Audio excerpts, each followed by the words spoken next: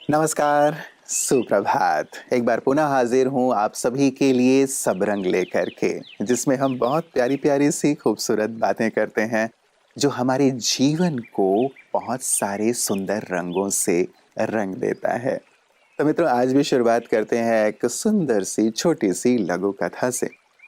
एक राजा के जो गुरु थे, उन्होंने एक छोटा सा स्लेब कागज पे एक कुछ लिख करके राजा को दिया और वो जंगल में चले गए। ये कहा कि जब कभी भी समस्या आए तुम्हारे जीवन में, तब इसे खोलकर पढ़ लेना। कुछ वर्षों के बाद जब राजा के पास एक बड़ी समस्या आई, उन्हें याद आया कि गुरुजी ने कुछ लिख करके दिया है। उन्होंने ढूंढा, खोल के देखा, उस पे लिखा हुआ था कि निराश मत होना, कमजोर तुम्हारा वक्त है, तुम नहीं। सचमुच कितना शक्तिशाली है ना ये वाक्य। कमजोर वक्त हो सकता है, लेकिन मैं कमजोर नहीं हूं, मैं शक्तिशाली हूं।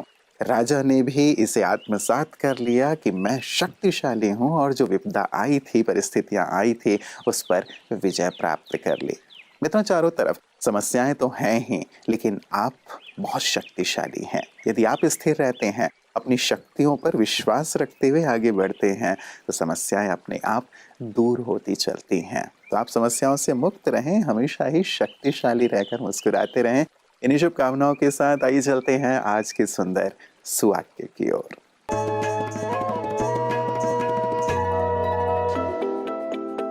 निर्भयता का जागरण है अगर सच और साहस एकजुट हैं। 5 उंगलियों का समागम एक मुट्ठी है और एक मुट्ठी की क्षमता से समाज तथा इतिहास भी अवगत हैं, क्योंकि वो शक्ति का प्रतिरूप है। इससे यह स्पष्ट होता है कि एकत्रीकरण साहस को प्रोत्साहित करता है और इंसान को निर्भीक बनाता है, क्योंकि साहस में सच समाहित है। तो कहा जा सकता है कि सच और साहस का योग फल है निर्भयता। इस समझ को हम अपनी दैनिक जीवन में भी धारण कर सकते हैं, जैसे कि जब हम अपने कर्म क्षेत्र में किसी भी प्रतिकूल परिस्थिति का सामना करें, तो घबराने के बजाय हम सच का दामन थामकर साहस को साथी बनाकर उस स्थिति का सामना करें, न कि कायरता को अपनाएं।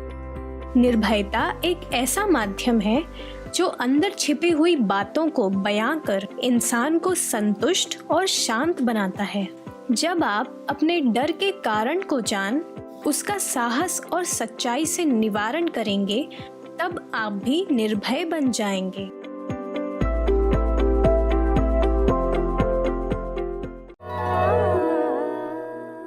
मित्रों, आज 7 नवंबर है। राष्ट्रीय कैंसर जागरूकता दिवस के रूप में इसे मनाया जाता है। थोड़ी सी सर्दी, खांसी या जुकाम होने पर भी हमें कितनी तकलीफ हो जाती है। तो कैंसर एक बहुत बड़ी तकलीफ दे जाता है हमें भी और हमारे अपनों को भी। तो इसके लिए जागरूक होना, औरों को जागरूक करना बहुत बहुत ज़रूरी है। आप भी जागरूक रहें अपने खान पान, दिनचर्या और अन्य बातों को लेकर के जो कारण बन जाते हैं कैंसर के। और साथ ही मित्रों, ध्यान भी दें अपने विचारों पर, क्योंकि विचार भी बहुत ज़्यादा इससे जुड़े हुए हैं। न केवल कैंसर की बात है, लेकिन अलग अलग बीमारियों से और हमारे पूरे जीवन से ही। तो विचार और जीवन का कैसे आपस में कनेक्शन है, विचार और बीमारियों का कैसे आपस में कनेक्शन है, यही सुंदर सी बात आज लेकर आए हैं डॉक्टर गिरीश पटेल जी हमारे लिए। आपकी सेहत आपके हाथ में। सारे दिन में हम बहुत विचार करते हैं। हम सबका लक्ष्य ये होता है कि हमें जीवन को अच्छा बनाना है। हम जीवन में सुख चाहते हैं, खुशी चाहते हैं, परंतु हमें कोशिश यह करनी है, क्योंकि जैसे आप विचार बनाएंगे, जिस प्रकार के आप विचार बनाएंगे, ऑटोमेटिकली अल्टीमेटली आपकी जिंदगी वैसी बनेगी। और जैसे आपकी जिंदगी बनेगी, ऑटोमेटिकली अल्टीमेटली वह जो आपके विचार वैसे बन जाएंगे, तो जिंदगी वैसी बनेगी ही बनेगी। फिर आपको कोशिश नहीं करनी है। देखो, थोड़ा ध्यान से समझो। पहले जब आप विचार बनाएंगे तो जिंदगी बनेगी, फिर जिंदगी बनेंगे तो विचार आपको ऑटोमेटिक आएंगे। ये दोनों का इंटरकनेक्शन है। तो जो आपको फोकस करना है, भले आप बनाना जिंदगी चाहते हैं, परंतु फोकस विचारों पर करिए। जब आप सुख के विचार करेंगे, शांति के विचार करेंगे, आनंद के विचार करेंगे, तो ऑटोमेटिक वह विचार है आपकी जिंदगी को सुखमय और आनंदमय बना देंगे। समझ गए? नमस्कार। मित्रों, कहते हैं कि गलत लोग हर एक के जीवन में आते हैं, लेकिन वो शिक्षा हमेशा सही देकर जाते हैं, अर्थात हमें अनुभवी बनाकर जाते हैं। हम फिर से कभी ठोकर ना खाएं या फिर से कभी ऐसे लोग जीवन में आएं तो हम सतर्क रहें। ये सही शिक्षा वो हमें देकर जाते हैं। इसीलिए दिल से हम ऐसे लोगों का भी शुक्रिया ज़रूर अदा किया करें, क्योंकि कई बार उनके लिए मन घृणा भाव से, बदले की भाव से भर जाता है, जो हमारे स्वास्थ्य के लिए ठीक नहीं है। उनसे अच्छी सीख लेकर आगे बढ़ें। तो बुरे लोग तो अच्छी शिक्षा देते ही हैं, लेकिन हम तो प्रतिदिन आपके लिए अच्छे अच्छे लोग लेकर आते हैं जो आपको अच्छी अच्छी शिक्षा देते हैं। विशिष्ट जन की बातें विशेष में कि कैसे जीवन को सहजता से श्रेष्ठता की ओर, सफलता की ओर ले जाया जा सकता है और इनमें कौन कौन से तत्व हमारी मदद करते हैं। आइए देखें कि आज हमारे साथ कौन है अपने सुंदर अनुभव के साथ। आपका जो फील्ड है बेसिकली वो बहुत प्रेशर वाला है, इसमें बहुत टेंशन होती है और तुरंत आपको एक्शंस भी लेने पड़ते हैं, कुछ डिसीजंस तुरंत लेने पड़ते हैं। तो आध्यात्मिकता ने आपको किस तरीके से हेल्प किया है और अंदर से शार्प होने के लिए? हाँ, ये भी अच्छा सवाल है। बेसिकली हम टीवी एंकर हैं तो सवाल हम पूछते हैं कई बार गेस्ट से, और जब कोई सवाल अच्छे पूछता है तो तारीफ करना बनता है। अच्छा सवाल किया आपने। देखिए, मैं बहुत गुस्सैल होता था, बहुत गुस्सा करता था। टेलीविजन का जो प्रेशर है वो प्रेशर झेलना और बहुत जल्दी से सफल हो जाना, बाकी चैनलों के मुकाबले आपके चैनल पे खबर जल्दी से आ जाए, कहीं भी लेट हुआ या कहीं मात्रात्मक त्रुटियां हो गई तो चिल्लाना, बहुत ज्यादा ब्लास्ट हो जाना, ये हम पहले करते थे, ऐसा आदत थी हमारी। लेकिन जैसे ही हमने यहाँ आए, ब्रह्मा कुमारीज में हमने ध्यान शुरू किया, लोगों से मेल मिलाप शुरू किया, उसके बाद गुस्सा बहुत ज्यादा कम तो नहीं हुआ, क्योंकि परफॉर्मेंस प्रेशर बहुत ज्यादा होता है ना। कट थ्रॉट फियर्स कंपटीशन का एज है, आप नहीं कॉम्पीट कीजिएगा तो पीछे रह जाइएगा। लेकिन यहाँ कि मैंने दो चीजें सीखी। पहला कि कंपटीशन नहीं, एसोसिएशन करो। कंपटीशन नहीं, एसोसिएशन करो, सब साथ में आगे बढ़ेंगे। बिल्कुल। और दूसरा यहाँ के जो मैंने सेल्फ कंट्रोल की एक चीज सीखी कि आप गुस्सा आता है तो अपने केबिन में चले जाते हैं, केबिन अंदर से बंद कर लेते हैं, पानी पीते हैं, गुस्सा खुद पे उतारते हैं, न्यूज रूम में जाके चिल्लम चिल्ली नहीं करते हैं। या करते हैं तो महीने में 1-2 बार करते हैं। पहले महीने में 30 के 30 दिन होती थी, आज 30 दिन में 60 बार होती थी तो वो बहुत कम हो गई है। तो मुझे लगता है कि ये वो है। दूसरा जो सवाल आपने पूछा उसका एक जवाब ये भी है कि अब हम खुद को आत्मचिंतन ज्यादा ईमानदारी से कर पाते हैं। जो सवाल हम गेस्ट से पूछने के लिए बनाते हैं, उन सवाल का कैनवास और बड़ा होने लग गया है।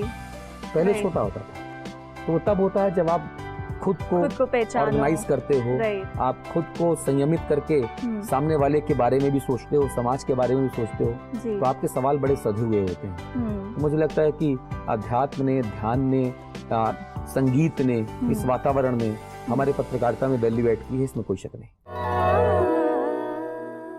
मित्रों, गुरु या हमारे बड़े हमें अच्छी राह दिखाते हैं, लेकिन चलना तो हमें ही होता है। ज्ञान की अच्छी बातें सुनना, सुनाना, पढ़ना बहुत अच्छी बात है, लेकिन उन्हें जीवन में लाना वो कहीं ज़्यादा श्रेयस्कर है। केवल उच्चारण तक बातें हों वो नहीं, लेकिन आचरण में और जीवन में अच्छी बातें शामिल हों, ये हमारे जीवन का लक्ष्य होना चाहिए। और इसी लक्ष्य की ओर हमें सतत लिए चल रही हैं ब्रह्मा कुमारी बहनें, जो अपने जीवन को भी एक आदर्श बना करके आगे बढ़ रही हैं और औरों को भी एक आदर्श जीवन जीने के लिए प्रेरित करती हैं। आइए देखते हैं उनके इन्हीं सुंदर सेवा कार्यों को पीस न्यूज़ हाइलाइट्स में। ब्रह्मा कुमारी पिछले कई वर्षों से राजीव की जीवन शैली सिखाते आ रही है, जिससे घर घर में शांति हो। मध्य प्रदेश छतरपुर में भी इस कार्य हेतु निर्मित सेवा केंद्र के स्थापना दिवस समारोह का आयोजन हुआ। इस कार्यक्रम में समाज सेवा के क्षेत्र में अपनी अथक सेवाएं देकर छतरपुर नगर में आध्यात्मिकता की अलग जगाने के लिए बुंदेलखंड केसरी चतरसाल स्मारक पब्लिक ट्रस्ट द्वारा छतरपुर सेवा केंद्र प्रभारी बीके शैलजा को सारस्वत सम्मान स्मृति चिन्ह, शॉल और श्रीफल के द्वारा सम्मानित किया गया। इस कार्यक्रम में साहित्य की दिशा में कार्य करने वाले पद्मश्री से सम्मानित डॉक्टर अवध किशोर जड़िया जी का भी सम्मान किया गया।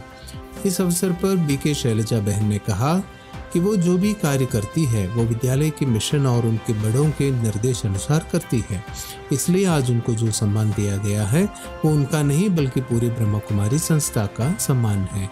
ये कहते हुए उन्होंने सभी का दिल से आभार व्यक्त किया।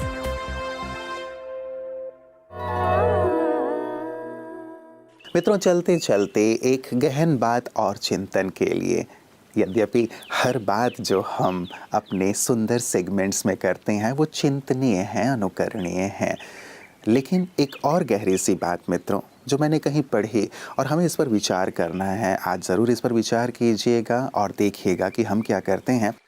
विचार ये था कि जीवन में जो भी होता है वो केवल 10% है, बाकी का जो 90% है वो हमारी प्रतिक्रिया पर निर्भर करता है। मतलब आज हम जो हैं सिचुएशन के प्रति हमारी प्रतिक्रिया ये निर्धारित करती है कि आप उससे सुखी रहते हैं या दुखी रहते हैं, सफल रहते हैं या असफल रहते हैं। बातें सबके पास आ रही हैं, छोटी हों या बड़ी हों, हर व्यक्ति चाहे वो अमीर है गरीब है, लेकिन आप कैसे रिएक्ट करते हो सिचुएशंस के प्रति। हमारा जो रिएक्शन है, हमारा जो रिस्पॉन्ड है, हमारी जो प्रतिक्रिया है वही निर्धारित करती है कि आप शिखर की ओर चलते हैं या फिर गर्त की ओर जाते हैं, आप जीवन में सुखी रहते हैं या फिर दुखी रहते हैं। आप जीवन में जो भी हैं इस प्रतिक्रिया के कारण है। तो ज़रूर मित्रों आज विचार कीजिएगा कि अलग अलग बातों पर मेरी प्रतिक्रिया कैसी रहती है और कैसी होनी चाहिए ताकि मैं जीवन का संपूर्ण आनंद ले सकूं। तो विचार कीजिएगा।